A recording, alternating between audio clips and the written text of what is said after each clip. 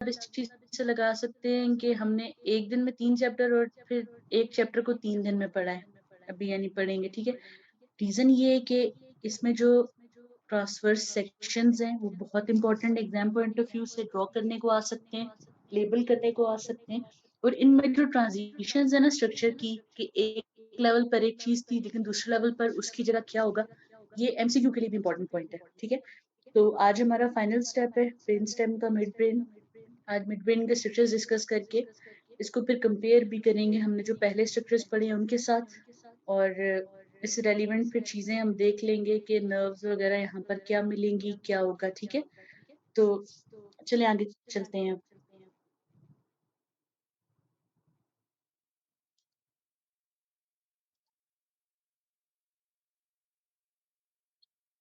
Recording in progress.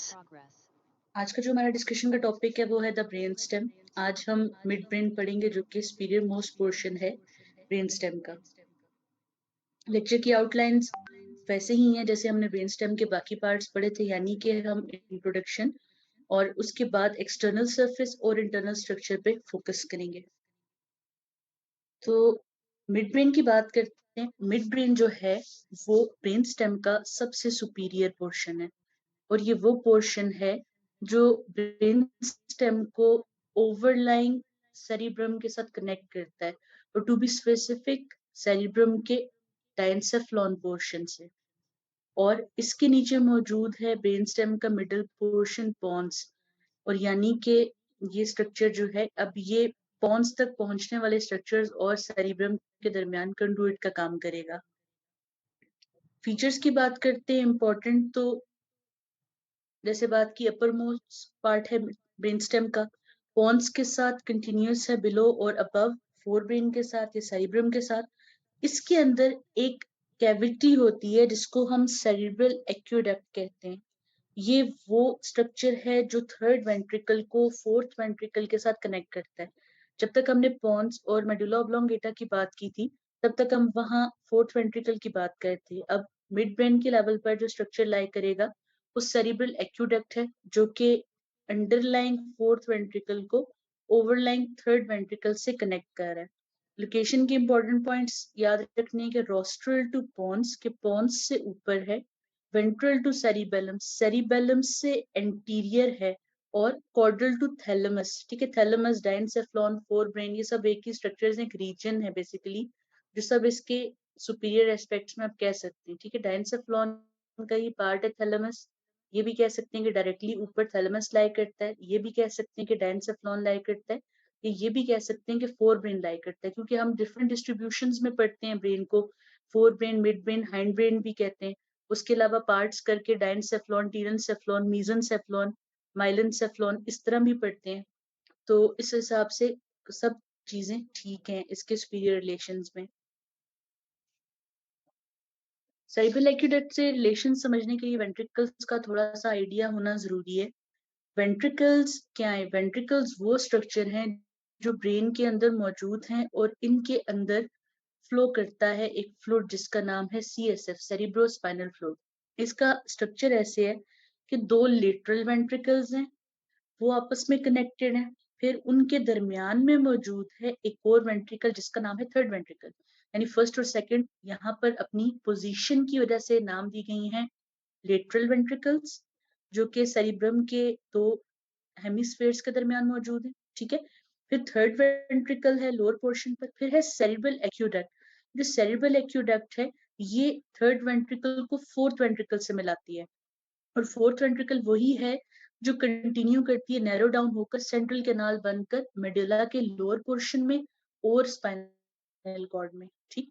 यानी कि जो वेंट्रिकुलर सिस्टम है उसका अरेंजमेंट इस तरह है कि स्पाइनल कॉर्ड के अंदर सेंट्रल कैनाल है, मेडुला के जो हमने 4 सेक्शंस पढ़े थे क्रॉस सेक्शंस, उसमें जो लोअर 2 सेक्शंस हैं, डिक्यूसेशन ऑफ पैरामिड्स लेवल और डिक्यूसेशन ऑफ लेमिनिस स्काई, वहां तक ये सेंट्रल कैनाल होती है। ऊपर मौजूद जो दो लेवल्स हैं ऑलिव्स का और जस्ट इंफीरियर टू पोन्स, वहां पर ये डायलेट होकर फोर्थ वेंट्रिकल बना देती है। उससे ऊपर जो पोर्शन है, अब फोर्थ वेंट्रिकल एक्सटेंड करती है पॉन्स में, क्योंकि पॉन्स जस्ट 1 इंच विड्थ में है, इसलिए फोर्थ वेंट्रिकल ही एक्सटेंड करती है पॉन्स में। और के बाद मिड ब्रेन के लेवल पर जो स्ट्रक्चर है वो है सेरिब्रल एक्वेडक्ट या एक्वेडक्ट ऑफ सिल्वियस भी कहलाते हैं ये क्या करता है कि ये फोर्थ वेंट्रिकल को थर्ड वेंट्रिकल से कनेक्ट करता है. It's called aqueduct of Sylvius.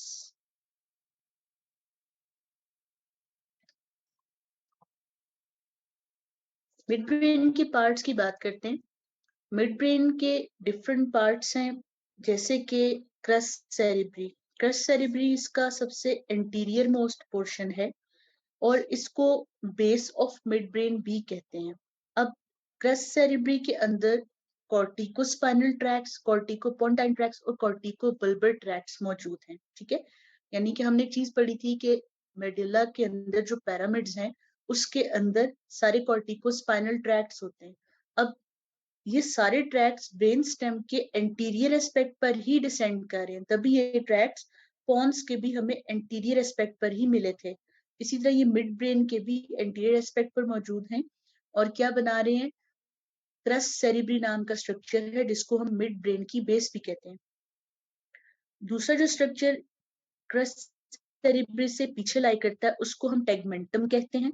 Tegmentum जो है वो क्रस्ट सेरिब्री और पीछे मौजूद टेक्टम के दरमियान का एरिया है. इस एरिया के अंदर ये जो टेक्टम है इस एरिया के अंदर क्रेनियल नर्व न्यूक्लियाई लोकेटेड होंगे. इसके अंदर रेड न्यूक्लियस होगा. इसके अंदर सब्सटेंशिया नाइग्रा नामी स्ट्रक्चर होगा. ये जो सब्सटेंशिया नाइग्रा है ये टेगमेंटम का पार्ट है और ये भी कह सकते हैं कि ये क्रस्ट सेरिब्री को टेगमेंटम से सेपरेट करता है. इसकी बॉर्डर लाइन स्ट्रक्चर है इसका. ठीक है, ये क्या स्ट्रक्चर्स हैं, इनकी क्या डिटेल्स हैं, वो हम आगे डिस्कस करेंगे. अभी जस्ट पार्ट्स का ओवरव्यू देखते हैं. फिर टेक्टम की बात करते हैं. टेक्टम वो स्ट्रक्चर है जो कि टेगमेंटम से भी पीछे मौजूद है और यहाँ पर कुछ इंपॉर्टेंट स्ट्रक्चर्स मौजूद हैं जिनका नाम है सुपीरियर कॉलिक्यूलाई और इंफीरियर कॉलिक्यूलाई. ये सेरिब्रल एक्वेडक्ट वही स्ट्रक्चर है जो थर्ड और फोर्थ वेंट्रिकल को कनेक्ट कर रहा है. बेसिकली हम इसी के अंदर से पास करने वाले एक इमेजिनरी प्लेन की बेस पर मिड ब्रेन को डिवाइड करते हैं. इससे पोस्टीरियर जो स्ट्रक्चर है वो टेक्टम है. इससे एंटीरियर जो स्ट्रक्चर है वो ओवरऑल सेरिब्रल पेडंकल है जिसके दो पार्ट्स टेक्टम और क्रस्ट सेरिब्री हैं.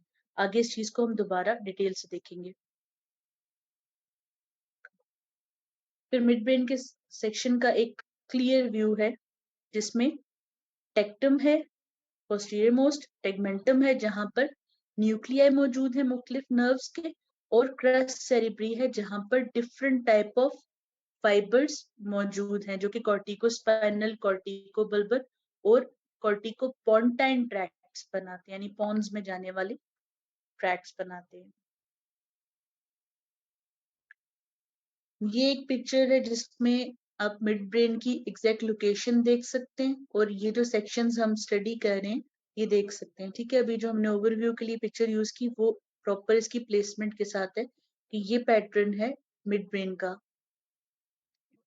External surface of mid brain की बात करते हैं. कुछ बहुत इंपॉर्टेंट स्ट्रक्चर्स जो हैं वो मिड ब्रेन के पोस्टीरियर एस्पेक्ट पर मौजूद हैं जो एग्जाम पॉइंट ऑफ व्यू से भी इंपॉर्टेंट है. इनमें सबसे इंपॉर्टेंट जो स्ट्रक्चर है वेंट्रल एस्पेक्ट पे, वो डोर्सल एस्पेक्ट पे बेसिकली 4 स्ट्रक्चर्स मौजूद हैं. उनकी तरफ हम बाद में मूव ऑन करते हैं लेकिन पहले हम वेंट्रल एस्पेक्ट पढ़ लेंगे क्योंकि कुछ स्ट्रक्चर्स ऐसे हैं जो यही वेंट्रल एस्पेक्ट से डोर्सल की तरफ जाएंगे. सेरिब्रल पेडंकल्स की बात करते हैं. ये दो लार्ज बंडल हैं फाइबर्स के जो मिड लाइन से राइट और लेफ्ट साइड पर मौजूद हैं. ठीक है, आप देख सकते हैं इस पिक्चर में ये सेंट्रल यानी मिड लाइन है. इससे आपको अंदाजा होगा कि नीचे पॉन्स का बेजिलर ग्रूव मौजूद है. ठीक है, मिड लाइन से इधर साइड पर लार्ज बंडल ऑफ फाइबर्स हैं जिनको हम सेरिब्रल पेडंकल्स कहते हैं. उसके बाद एक स्पेस है जिसको हम इंटरपेडंकुलर फोसा कहते हैं, यानी कि ये दो सेरिब्रल पेडंकल्स के दरमियान की स्पेस है. इंटरपेडंकुलर फोसा कहते हैं इसको. फिर ऑक्यूलोमोटर नर्व है। ऑक्यूलोमोटर नर्व जो हैं ये medial aspect of the peduncle पे इमर्ज करती हैं। आप देख सकते हैं कि सेरेब्रल पेडंकल का ये मीडियल पोर्शन है, यहाँ पर दो ऑक्यूलोमोटर नर्व्स इमर्ज करी हैं। डोर्सल एस्पेक्ट की बात करते हैं, जिसके लिए हमने पिक्चर देखी थी एक ओवरव्यू के लिए। यहाँ पर जो सबसे इंपॉर्टेंट स्ट्रक्चर है उसको हम कॉर्पोरा क्वाड्राई जेमिना कहते हैं। क्वाड्राई वर्ड इज फॉर फोर, क्योंकि यहाँ पे 4 राउंडेड स्वेलिंग्स हैं। 2 स्वेलिंग्स सुपीरियर हैं, 2 स्वेलिंग्स इंफीरियर हैं। इनको हम सुपीरियर कॉलिक्यूलस और इंफीरियर कॉलिक्यूलस कहते हैं ईच स्वेलिंग को, और प्लूरल में कॉलिक्यूलाई है। सुपीरियर कॉलिक्यूलाई है, इंफीरियर कॉलिक्यूलाई है। सुपीरियर कॉलिक्यूलस क्या चीज है? ये अंडरलाइंग इसी नाम के स्ट्रक्चर की वजह से बनने वाला बल्ज है। बल्ज मौजूद मिड ब्रेन के डोर्सल एस्पेक्ट पर है, और ये है क्यों? क्योंकि मिड ब्रेन के अंदर इसी नाम का सुपीरियर कॉलिक्यूलस नाम का एक स्ट्रक्चर मौजूद है जो इसके पोस्टीरियर एस्पेक्ट पर बल्ज प्रोड्यूस कर रहा है। अब सुपीरियर कॉलिक्यूलस का काम क्या है कि ये वॉलेंट्री और इनवॉलेंट्री आई मूवमेंट्स को बाकी ब्रेन तक रिले करता है। वॉलेंट्री मूवमेंट जाहिर है जो आप खुद देखते हैं, दानिस्ता चीज, और जैसी आवाज आती है आपकी नजर फौरन एक चीज की तरफ जाती है, ये इनवॉलेंट्री मूवमेंट है। ऐसी सारी मूवमेंट्स को सुपीरियर कॉलिक्यूलस कोऑर्डिनेट कर रहा होता है। फिर ये ऑप्टिक रिफ्लेक्सेस कराते हैं आई से रिलेटेड, चाहे प्यूपिलरी रिफ्लेक्सेस हो, अकोमोडेशन रिफ्लेक्सेस हो, ये बेसिकली ऑप्टिक पाथवे का एक पोर्शन है। ठीक, उसके अलावा ये रेटिना और प्रीटेक्टल एरिया से इनपुट रिसीव करता है, यानी विजुअल इनपुट्स यहाँ पर आती हैं, यहाँ रिले होती हैं, और उसके बाद ये प्रोजेक्ट करता है लेटरल जेनिकुलेट बॉडीज को। लेटरल जेनिकुलेट बॉडीज जो हैं ये थैलेमस के सेंसरी एरियाज हैं, यानी कि थैलेमस के बारे में हमने पढ़ा था कि वो सेंसरी रिले पॉइंट है। हर तरह की सेंसेशन थैलेमस से होकर गुजरती है, तो ये भी आई से विजुअल सारे रिस्पॉन्सेस रिसीव करके थैलेमस की तरफ प्रोजेक्ट करता है। दूसरा जो स्ट्रक्चर है यानी कि कॉर्पोरा क्वाड्रा जेमिना का लोअर पोर्शन, उसमें इंफीरियर कॉलिक्यूलस, ये ऑडिटरी पाथवे का हिस्सा है। Superior was a part of visual pathway, this is a part of auditory pathway, और ये लेटरल लेमिनिस्कस से इनपुट रिसीव करता है। लेटरल लेमिनिस्कस क्या है? जो कि हेयरिंग से रिलेटेड है, कॉक्लियर और वेस्टिबुलर न्यूक्लियाई से बनने वाला एक ट्रैक्ट है। ठीक है, और ये जो प्रोजेक्ट करता है अपनी सेंसेशन को, ये मीडियल जेनिकुलेट बॉडी में करता है। जैसे लेटरल जेनिकुलेट बॉडी थैलेमस का सेंसरी एरिया था फॉर विजुअल रिफ्लेक्सेस, ऐसे ही मीडियल जेनिकुलेट बॉडी थैलेमस का सेंसरी एरिया है फॉर ऑडिटरी रिफ्लेक्सेस या ऑडिटरी पाथवे। उसके अलावा मिड ब्रेन में मौजूद हैं कुछ स्ट्रक्चर जिनको हम ब्रेकिया कहते हैं। कलेक्टिवली इसमें दो पार्ट्स आ जाते हैं, इसमें एक सुपीरियर ब्रेकियम है, इसमें एक इंफीरियर ब्रेकियम है। अब सुपीरियर ब्रेकियम वो ग्रुप ऑफ फाइबर्स है जो सुपीरियर कॉलिक्यूलस को लेटरल जेनिकुलेट बॉडी से कनेक्ट करता है। आप देखेंगे छोटा सा स्टॉक लाइक स्ट्रक्चर है, ये सुपीरियर ब्रेकियम को लेटरल जेनिकुलेट बॉडी के साथ कनेक्ट कर रहा है। इसी तरह एक पोर्शन है इंफीरियर ब्रेकियम, ये भी ग्रुप ऑफ फाइबर्स है जो स्टॉक लाइक नैरो होकर जाकर इंफीरियर ब्रेकियम को मीडियल जेनिकुलेट बॉडी से कनेक्ट कर रहा है। Dorsal aspect of mid brain पे एक और इम्पोर्टेंट स्ट्रक्चर मौजूद है जिसको मेडलरी वेलम कहते हैं। ये दो हैं, सुपीरियर मेडलरी वेलम है और इंफीरियर मेडलरी वेलम है। ये ट्रांसपेरेंट लेमिना है, यानी शीट्स हैं। Lamina means sheet like thin structures हैं व्हाइट मैटर के, जो कि फोर्थ वेंट्रिकल की रूफ बनाते हैं। ठीक है, यानी कि जो पोर्शन सेरिबेलम और पॉन्स के दरमियान है वो बनाते हैं। ये पार्ट ऑफ मिड ब्रेन है, लेकिन डिसेंड करके फोर्थ वेंट्रिकल की रूफ बना रहे हैं।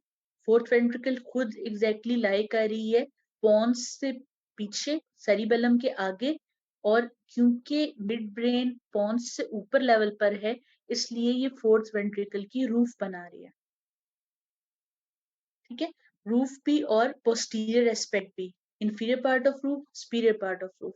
बेसिकली जो ओरिएंटेशन है ब्रेन की, उस हिसाब से बेशक ये चीज इस तरह है फोर्थ वेंट्रिकल, लेकिन इसको रूफ समझा जाता है, इस पोर्शन को। ये आगे हम देखेंगे जब हम फुल स्ट्रक्चर पढ़ लेंगे सेरिब्रम का। उसके अलावा dorsal aspect of mid brain पे मौजूद है ट्रोक्लियर नर्व। ये मर्ज करती है सुपीरियर मेडलरी वेलम से, उसी शीट लाइक फाइबर से, फिर वाइंड करती है सेरिब्रल पेडंकल्स के गिर्द और वेंट्रल एस्पेक्ट पर आ जाती है। यानी कि ओरिजिनेट होने के बाद ये वाइंड करके आगे से होकर आकर सप्लाई करती है रिस्पेक्टिव साइड के lateral rectus muscle, sorry superior oblique muscle को। अब ये वाहिद क्रैनियल नर्व है जो कि इमर्ज करती है dorsal aspect of brain stem से। इससे पहले हमने जितनी भी नर्व्स पढ़ी वो सब वेंट्रल एस्पेक्ट से आ रही थी। अब इसको याद रखने का एक इजी फॉर्मूला है नर्व्स को, कि आपने 2 2 4 4 ये वैल्यूज याद रखनी है। ठीक है, first two cranial nerves brain stem से नहीं आती, नीचे वाली दो क्रैनियल नर्व्स मिड ब्रेन से आती हैं। कौन सी? थर्ड और फोर्थ। उससे नीचे वाली चार जो क्रैनियल नर्व्स हैं वो बोन्स से आती हैं। कौन से वाली? Fifth, six, seventh, eight. और आखिरी वाली जो चार क्रैनियल नर्व्स हैं वो कहाँ से आती हैं?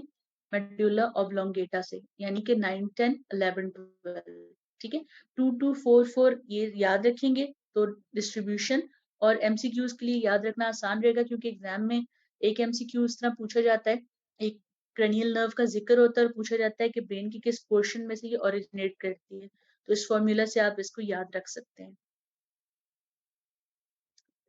इंटरनल स्ट्रक्चर पे दोबारा आते हैं डिटेल से बात करने के लिए। तो हमने ये बात की थी कि एक इमेजिनरी प्लेन के थ्रू जो सेरिब्रल एक्वेडक्ट में से गुजरता है, हमने मिड ब्रेन को दो पोर्शंस में डिवाइड किया है। जो पोस्टीरियर साइड पे है वो टेक्टम है, जो एंटीरियर साइड पे है वो सेरिब्रल पेडंकल है। सेरिब्रल पेडंकल के फर्दर दो पार्ट्स हैं, टेगमेंटम है और क्रस सेरिब्री है। अब सेरिब्रल पेडंकल की बात करते हैं तो ये वो पोर्शन है जो वेंट्रल है इमेजिनरी लाइन से, और इसको फर्दर तीन पार्ट्स में डिवाइड किया गया है। और वेंट्रल टू डोर्सल यानी सबसे एंटीरियरली है क्रस सेरिब्री। क्रस सेरिब्री के अंदर लॉन्गिट्यूडनल रनिंग फाइबर्स हैं, यानी जो लेंथ वाइज रन कर रहे हैं। यानी अब क्योंकि इसकी शेप ही ऐसे है इस डायरेक्शन में, तो इसमें लेंथ वाइज का मतलब ये है, यानी कि लॉन्गिट्यूडनल एक्सिस पे। ठीक है, अब इसके अंदर भी तीन सेट ऑफ फाइबर्स हैं, नाम है फ्रंटोपोंटाइन फाइबर, ये मीडियल मोस्ट होंगे। और अगर 6 पार्ट्स में डिवाइड करें क्रस सेरिब्री को तो 1/6 ये होंगे। फिर कॉर्टिकोस्पाइनल और कॉर्टिको न्यूक्लियर या कॉर्टिको बल्बर फाइबर्स हैं, ये मिडल 4/6 में होंगे। फिर टेम्पोरोपोंटाइन, पेराइटोपोंटाइन, ऑक्सीपिटोपोंटाइन फाइबर्स हैं, ये lateral most aspect of cross सेरिब्री पे मौजूद होंगे। यानी कि अगर आप इस पिक्चर में देखें तो अगर हमने इस पोर्शन को जिसका नाम है क्रस सेरिब्री, ठीक है, इसको हमने डिवाइड किया इसके अंदर पास करने वाले फाइबर्स की बेस पे, और हमने इसकी 6 डिस्ट्रीब्यूशंस कर ली। ठीक है, 6 पार्ट्स में, तो 1/6 जो है वो फ्रंटोपोंटाइन फाइबर्स हैं और ये मीडियल मोस्ट है। मिडल में मौजूद हैं कॉर्टिको स्पाइनल और कॉर्टिको न्यूक्लियर फाइबर्स, ये 4/6 पार्ट्स में। और लेटरल मोस्ट मौजूद हैं टेम्पोरोपोंटाइन फाइबर्स।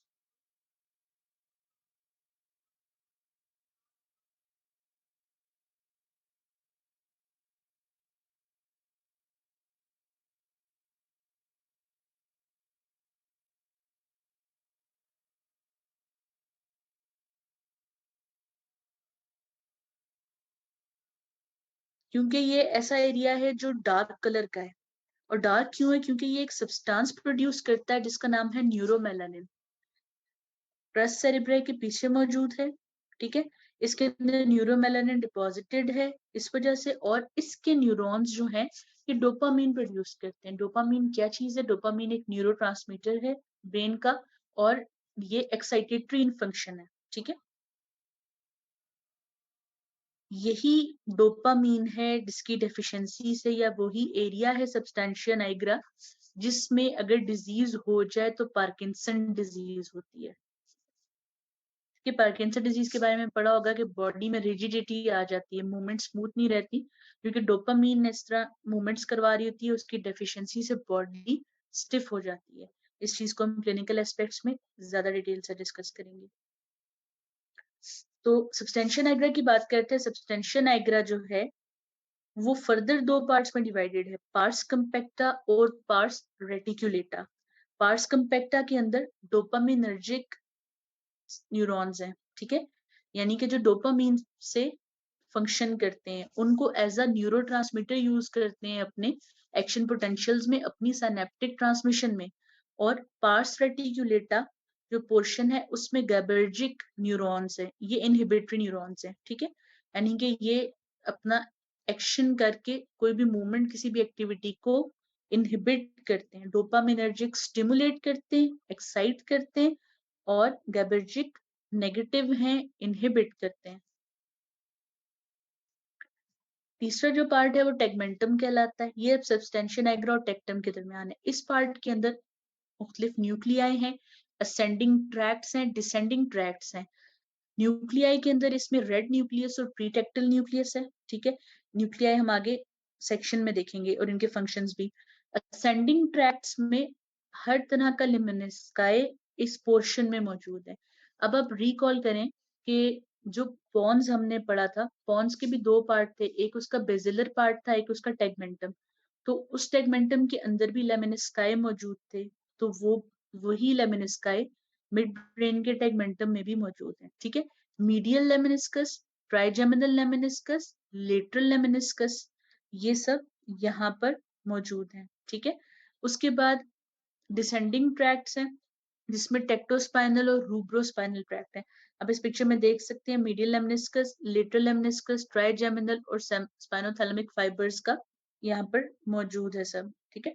और उसके अलावा डिसेंडिंग ट्रैक्ट्स हैं, उस पिक्चर में लेबल नहीं है लेकिन वो भी यहाँ से पास करते हैं। फिर मीडियल लॉन्गिट्यूडनल फेसिकुलस यहाँ मौजूद है और रेटिकुलर फॉर्मेशन है। टेक्टम की बात करते हैं। स्पाइनल लेमनिस्कस वही है जो एंटीरियर एंड लेटरल स्पाइनोथैलेमिक से है, उसी को स्पाइनल लेमनिस्कस कहते हैं। टेक्टम की बात करें तो ये इमेजिनरी ट्रांसवर्स लाइन से डॉर्सली लाई करता है और ये वही है जिसके अंदर कॉर्पोरा क्वाड्रा जेमिना मौजूद थे। फंक्शंस की बात करते हैं इंपॉर्टेंट न्यूक्लियाई के, तो जैसे जिक्र किया, स्पीरल कॉलिक्यूलस का काम है विजुअल रिफ्लेक्सेस के लिए रिले करना, रिले न्यूक्लियस के तौर पर एक्ट करना। इंफीरियर कॉलिक्यूलस का काम है ऑडिटरी रिफ्लेक्सेस के लिए रिले न्यूक्लियस के तौर पर एक्ट करना। रेड न्यूक्लियस जो है, एक इसका कलर ही रेड है, ठीक है, आगे हम सेक्शन में देखेंगे। अब तभी से निकलने वाले ट्रैक्ट्स को हम रूब्रोस्पाइनल कह रहे थे, ठीक है, ये इसका नाम ही रेड न्यूक्लियस, इसका कलर भी ऐसा है। अब ये मसल टोन कंट्रोल करता है और पोस्चर कंट्रोल करता है, और ये डिफरेंट असेंडिंग और डिसेंडिंग ट्रैक्ट्स के लिए रिले सेंटर का काम करता है। जो हमने स्पाइनो रूब्रल और रूब्रोस्पाइनल ट्रैक्ट्स पढ़े थे जिनका काम था पोस्चर मेंटेनेंस, तो उसका मेन सेंटर ये रेड न्यूक्लियस है जो कि मिड ब्रेन में लाई करता है। तो जब आप मिड ब्रेन के फंक्शन की बात करते हैं तो आप उसमें लिख सकते हैं कि वो विजुअल रिफ्लेक्सेस में इन्वॉल्व है, ऑडिटरी रिफ्लेक्सेस में इन्वॉल्व है, उसके अलावा पोस्चर और मसल टोन कंट्रोल करने में इन्वॉल्व है, क्योंकि ये मिड ब्रेन की पोर्शन है जो ये चीज कर रहे हैं। फिर प्रीटेक्टल न्यूक्लियस है जो कि डायरेक्ट और कॉन्सेंसुअल प्यूपिलरी राइट रिफ्लेक्स करता है, यानी जब लाइट आंखों में पड़ती है तो प्यूपिल जो कॉन्स्ट्रिक्ट करता है, this is direct light reflex. जिस आंख पे लाइट पड़ती है वो कॉन्ट्रैक्ट करना इज डायरेक्ट, लेकिन साथ दूसरी भी करती है तो उसको कॉन्सेंसुअल लाइट रिफ्लेक्स कहते हैं। फिर सब्सटेंशिया नाइग्रा ये मोटर फंक्शंस रेगुलेट करता है, और बेसल गैंग्लिया जो कि मूवमेंट का, एक्टिविटी का मैंने बताया था मैनेजर है प्लान्ड कोऑर्डिनेटेड मूवमेंट्स का, उसके साथ मिलकर मोटर फंक्शंस को रेगुलेट करता है। मीडियल लॉन्गिट्यूडिनल फेसिकुलस की बात करते हैं। ये एक ऐसा स्ट्रक्चर है जो कि ब्रेन स्टेम में रन कर रहा होता है, तभी हमने इसको बाकी सेक्शंस में भी ब्रेन स्टेम के पढ़ा था। और इसके फाइबर्स मेनली वेस्टिबुलर न्यूक्लियाई से आते हैं, ठीक है, और ये थर्ड, फोर्थ, सिक्स्थ, एट्थ और एट्थ क्रैनियल नर्व को और स्पाइनल नर्व्स को कनेक्ट करता है, ठीक है, यानी कि आई और हेड एंड नेक की मूवमेंट्स को कोऑर्डिनेट करवाता है बैलेंस की बेस पर, ठीक है। यानी कि अगर बैलेंस लॉस करने लगे तो अपनी हेड को जैसे आप ओरिएंट करते हो उस हिसाब को इस चीज को कंट्रोल करता है मीडियल लॉन्गिट्यूडनल फेसिकुलस। ये जो स्पाइनल नर्व 11th है ये क्रेनियल नर्व 11th का स्पाइनल पोर्शन है, ठीक है, एसेसरी नर्व का, यानी कि क्योंकि वो ट्रेपीजियस और स्टर्नोक्लीडोमास्टोइड को इनर्वेट करती है और नेक की मूवमेंट्स में इन्वॉल्व है, ठीक है। आप इस पिक्चर में देख सकते हैं ये जो एम्बेडेड स्ट्रक्चर है जो पॉन्स में भी मौजूद है, ये MLF लेबल किया मिडिल लॉन्गिट्यूडनल फेसिकुलस और मिड ब्रेन तक रन कर रहा है। ट्रांसवर्स सेक्शंस की बात करते हैं तो मिड ब्रेन को हम दो इंपॉर्टेंट लेवल्स पर स्टडी करते हैं, इंफीरियर कॉलिक्यूलस के लेवल पर और सुपीरियर कॉलिक्यूलस के लेवल पर। जो इंफीरियर कॉलिक्यूलस का लेवल है उस पर असेंडिंग ट्रैक्ट्स मौजूद हैं। असेंडिंग ट्रैक्ट्स वही हैं जो सारे लेमिनिस्काई हैं, ठीक। Lateral lemniscus, spinal lemniscus, trigeminal lemniscus और मीडियल लेमिनिस्कस। उसके अलावा डिसेंडिंग ट्रैक्ट्स हैं, टेक्टोस्पाइनल और रूब्रोस्पाइनल ट्रैक्ट है। उसके अलावा यहाँ पर हमें क्रस सेरिब्री के फाइबर्स भी नजर आएंगे, पेराइटोपोन्टाइन, टेम्पोरोपोन्टाइन, ऑक्सीपिटोपोन्टाइन। सेंटर में ज्यादा एरिया पर कॉर्टिकोस्पाइनल और कॉर्टिकोन्यूक्लियर है और मीडियल मोस्ट में फ्रंटोपैलेटाइन है। उसके अलावा हमें यहाँ पर क्रेनियल नर्व न्यूक्लियाई मिलेंगे। अब क्योंकि ये इंफीरियर कॉलिक्यूलस का लेवल है तो यहाँ ट्रोक्लियर नर्व होगी, क्योंकि सुपीरियर कॉलिक्यूलस के लेवल पर ऑक्यूलोमोटर नर्व होती है, ठीक है। और जैसे मैंने बात की थी कि reticular formation is a constant for brain stem, her section में बनाना है ये। और उसके अलावा आपको क्या मिलेगा, यहाँ मीडियल लॉन्गिट्यूडनल फेसिकुलस मिलेगा, सुपीरियर सेरिबेलम पेडंकल की डिक्यूसेशन है, ये क्या चीज है इसका जिक्र हम सेरिबेलम के साथ ज्यादा करेंगे, ठीक है। और रेटिकुलर फॉर्मेशन को याद रखना है, इंपॉर्टेंट। स्नेल की डायग्राम है, ठीक है। टेक्टम आइडेंटिफाई कर सकते हैं, टेगमेंटम है न्यूक्लियर वाला पोर्शन और क्रस सेरिब्री जहां फाइबर्स हैं। यही सब लेबल्स जो अभी हमने पढ़े, ठीक है। फ्रंटोपोन्टाइन, फिर corticospinal and corticonuclear, then temporopontine fibres, ठीक है। सारे हैं, medial, spinal, trigeminal and lateral. Trochlear nerve का न्यूक्लियस है, ठीक है। इसको अब क्योंकि ये सेरिब्रल एक्यूडक्ट है, इसके साइड पर जो ग्रे मैटर मौजूद है इसको हम पेरी एक्यूडक्टल ग्रे मैटर भी कहते हैं, पेरी एक्यूडक्टल, ठीक है।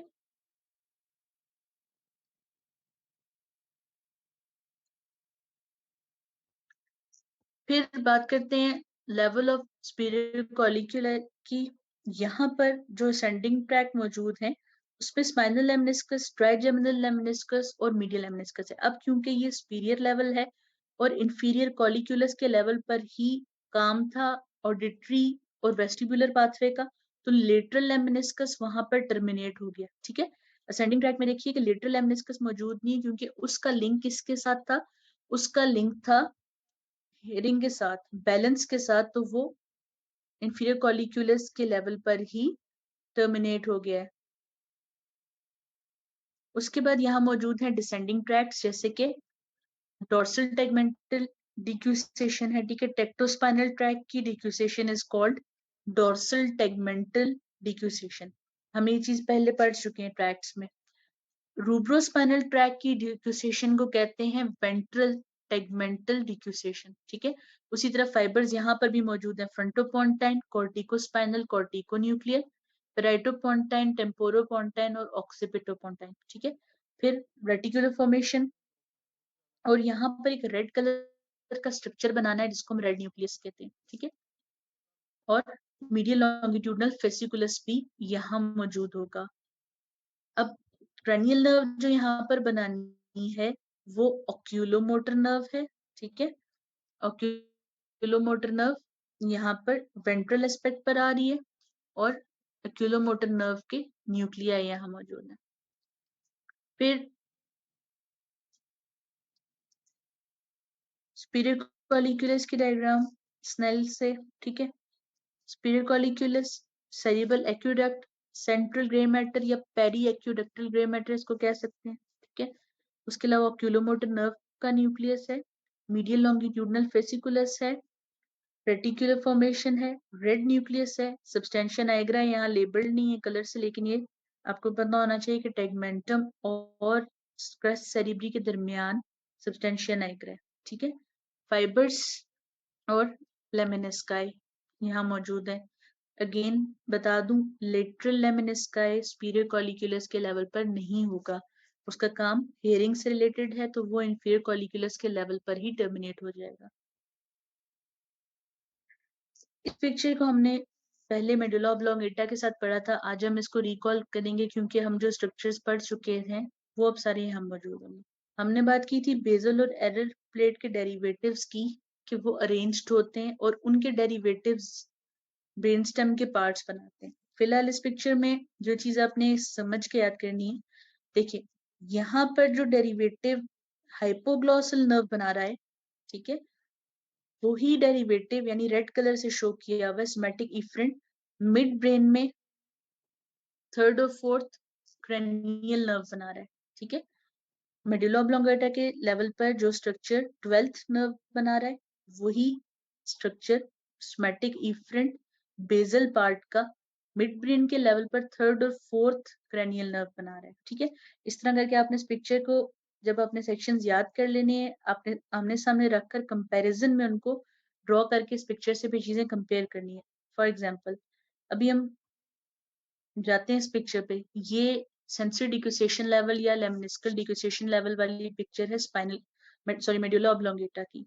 अब इसमें देखिए, इसमें हाइपोग्लॉसल नर्व कहाँ मौजूद है, हाइपोग्लॉसल नर्व यहाँ है लेबल्ड, ठीक है। अभी हम मिड ब्रेन की पिक्चर में यहाँ जाते हैं वापस, तो यहाँ क्या मौजूद है, अब ऑक्यूलोमोटर नर्व और इस लेवल पर प्रोक्लियर नर्व, ठीक है। ये देख सकते हैं हाइपोग्लॉसल नर्व और ऊपर उसकी जगह यही कंपोनेंट्स हैं। इसी तरह जब आप सारे स्ट्रक्चर्स याद कर लेंगे तो फिर आप कंपेयर कर सकते हैं, इस डायग्राम से याद रख सकते हैं। ये ब्रेन स्टेम की समरी है, ठीक है। लोएस्ट पार्ट ऑफ ब्रेन है, फ्लो ऑफ मैसेजेस को कंट्रोल करता है between the brain and rest of the body. अब मिड ब्रेन जो है वो इनवॉलेंट्री आई मूवमेंट्स को और रिफ्लेक्सेस को कंट्रोल करता है that are related to visual and auditory information. Pons जो है ये कॉर्टेक्स से मैसेज रिले करता है, स्पेशली सेरिबेलम में भेजता है, ठीक है। पॉन्स के ज्यादा मतलब पीछे जो स्ट्रक्चर लाइक कर रहा है वो सेरिबेलम है, ज्यादा लिंक पॉन्स से है, और ये रिस्पॉन्सिबल है फेशियल सेंसिटिविटी के लिए, क्यों, क्योंकि यहाँ पर ट्राइजेमिनल नर्व का न्यूक्लियस मौजूद है, और उसके अलावा रैपिड आई मूवमेंट स्लीप है, उसमें इसका मेन रोल है, ठीक है। जब हम स्लीप की टाइप्स डिस्कस करेंगे तो उसमें देखेंगे। उसके अलावा मेडुला ऑब्लोंगेटा जो है ये breathing, heart rate, digestion, sleeping in सबको कंट्रोल करता है, मसल टोन और मूवमेंट को कंट्रोल करता है, ठीक है। और रिस्पॉन्सिबल है इनिशिएट रिफ्लेक्स इनिशिएट करने के लिए, जैसे वॉमिटिंग, स्वॉल्विंग, गैगिंग, कफिंग, स्नीजिंग और हिकअपिंग के लिए। That's all. Recording stopped. अब मैं आपको एक और लिंक भेजती हूँ, वो ज्वाइन करें, उसमें फिर हम डिस्कस कर लेते हैं चीजों को। टेबल जो है ना, बस आपने इतना ही समझना है कि डेरिवेटिव्स, क्योंकि जब एम्ब्रियो पढ़ लेंगे ना फिर आपको ये सारी चीजें आएंगी फिलहाल, ठीक है। जब एम्ब्रियो पढ़ने के बाद आप इन सेक्शंस को रिकॉल करेंगे फिर ज्यादा समझ आ जाएगी, लेकिन फिलहाल एक आपने इस तरह का कंपैरिजन का टेबल बनाना है कि फ्रंट पोर्शन पे यहाँ ये थी, यहाँ पर ये चीज है, इस तरह करके। अभी मैंने इसलिए सारे पॉइंट्स नहीं बताए, जस्ट पहला पॉइंट बताया, वरना मैं बाकी भी बता देती, लेकिन एम्ब्रियो पढ़ने के बाद समझ आएगा, ठीक है। इसलिए अभी इसको फिलहाल स्किप ही कर दें। मैं आपको भी एक और लिंक भेजती हूँ और बाकी फिर चीजें आपके आंसर्स बताती हूँ, ठीक है।